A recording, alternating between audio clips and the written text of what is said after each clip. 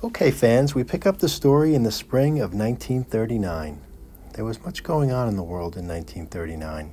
It was a year filled with joyous events, like the New York World's Fair and the premiere of The Wizard of Oz. But it was also a year filled with great tension and events that changed the course of history, like the beginning of World War II and the Manhattan Project. As we set the stage for our story, let's take a trip back to the past and take a brief glimpse at life in America in 1939. 1939 was a year of transition. The rest of the world was on the verge of an all-out war, but America was staying out of it and still healing from the Great Depression. The effects of the 1929 market crash and the following economic disaster were still prevalent, from big cities to small towns. In August of that year, Hitler invaded Poland, and this is considered the beginning of World War II. By September, Great Britain and France had declared war on Germany. In 1939, the U.S. was not directly involved in World War II, but everyone knew the tides of war were soon to reach American shores. There was an atmosphere of fear and apprehension throughout the country. Spending any amount of money was a big decision for most families. Many people chose to rent a home. The average rent was $28 a month, rather than buying, as the average cost of a new home was $3,800. Though jobs were on the rise due to the New Deal, they were still scarce. The average wage was $1,730 a year. It wasn't until the U.S. joined World War II in 1941 that true economic recovery occurred. But it wasn't all doom and gloom. The idea for the 1939 World's Fair was conceived during the height of the Depression era.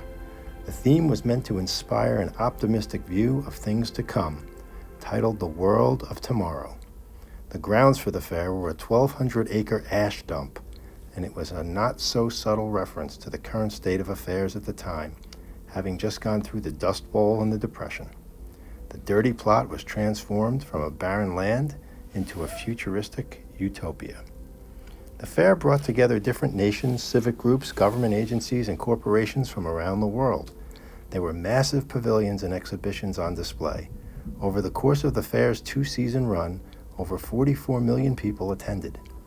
The 1939 World's Fair was a symbol of light after a very dark time in American history, and it gave hope to people all across the world that humanity was progressing towards a brighter, more united future. There was nothing that crystallized this vision more than the advent of televised broadcasting. It was during the 1939 World's Fair that the first commercial television broadcast was unveiled. During the opening ceremonies, FDR came on screen and was the first televised president. TV sets were for sale to the public the next day. This was an extremely significant event in American history because now the public could see the face of their leader. He was no longer just a voice in a box.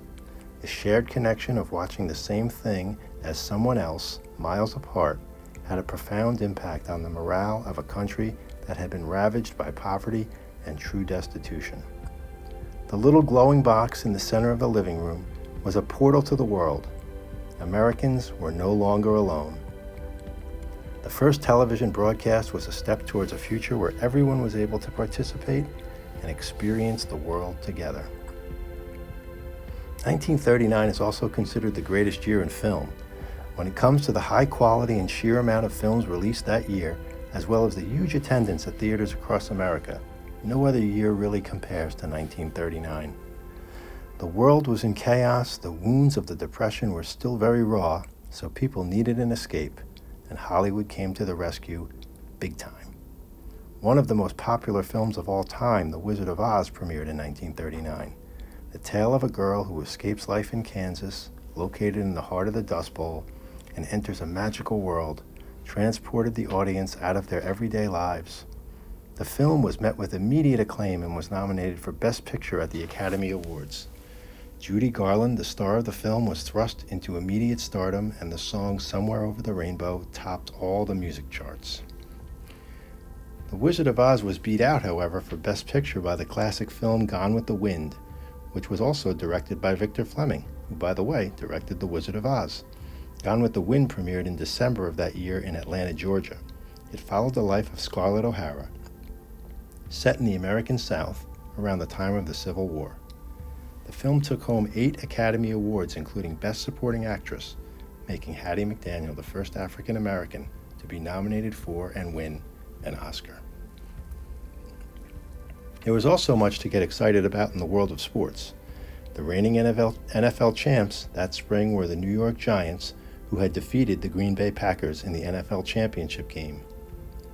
And in the very first taste of March Madness, on March 27th, the University of Oregon defeated Ohio State University 46-33 in Evanston, Illinois, to win the championship of the first NCAA men's basketball tournament.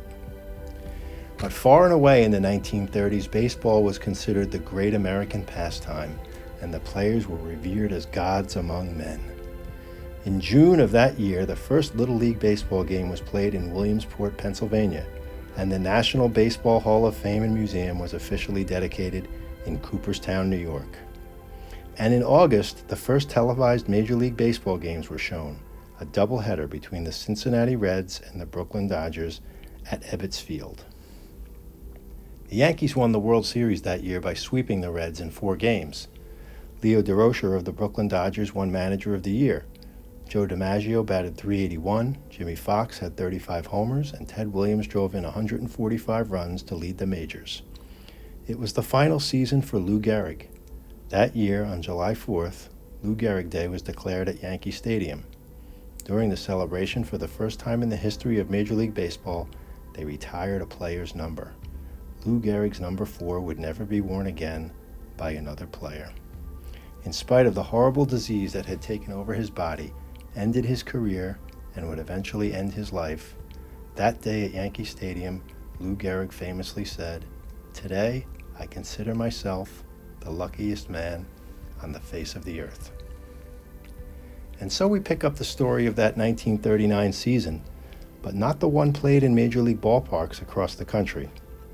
No, the story is about one played right here on the high school baseball fields of New Jersey, played in the NNJIL, or the Northern New Jersey Interscholastic League, known to generations of Bergen County athletes as the premier high school sports league in the state. The story of a team of which little was expected, an average squad made up of average players.